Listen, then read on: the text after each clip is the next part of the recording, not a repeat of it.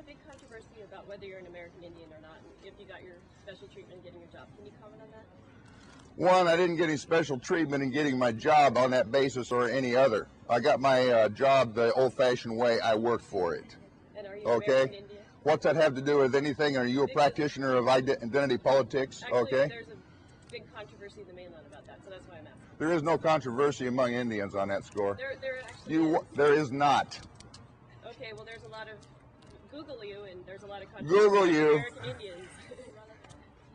It's irrelevant, and I get 65 emails from the same guy every hour in the United States. So is that a no? Is that a no, sir? What is it?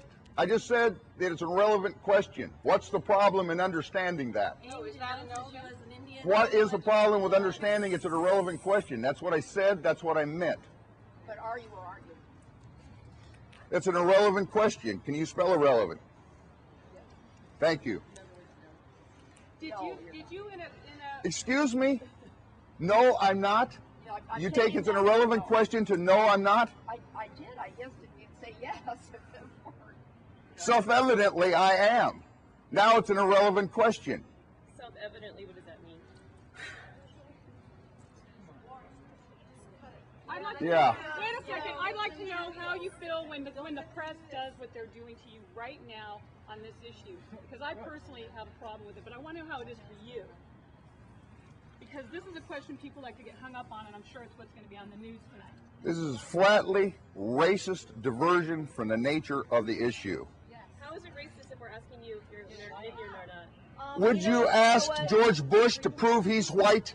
I think he's Who would you ask aside from an American Indian? Would you ask a black faculty member for proof of African ancestry? American Indians have denounced you, so that's in some places, so that's why we're I asking. can find white people who have announced George as being something of a mixed nature too. Does that make it something you're going to frame as a question to the President of the United States? And if not, why are you framing it to me? That is, Professor Churchill has answered that question multiple times, and as you can hear from the crowd reaction to the back of me, I think that is an example. Actually, let me come back for a second. Sometimes when I go to these things, I expect to encounter professional journalists. All right? If you want to know about some federal pedigree slip, you call the band office in Tahlequah, Oklahoma, like you're doing your job. Okay? Read the federal law, what the criteria of identification are. Okay? And see if, when you read your cohorts in the Rocky Mountain News, if they haven't established that I've been identifying the same way since I was a 10-year-old little boy. Self-identification is the first criteria.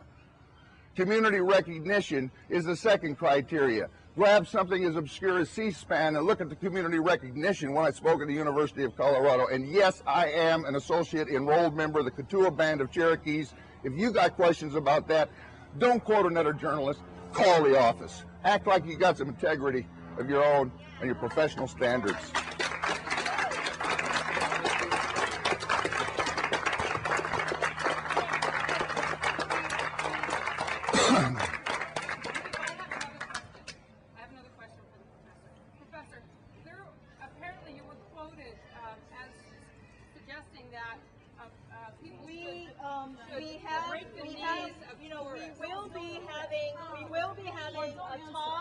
That's ridiculous.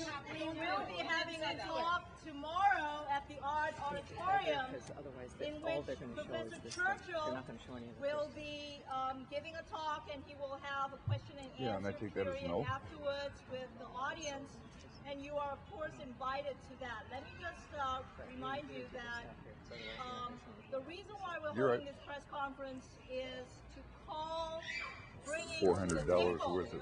you do not have to behave in the way that Bill O'Reilly behaved. And no, we are not. We're talking about. We have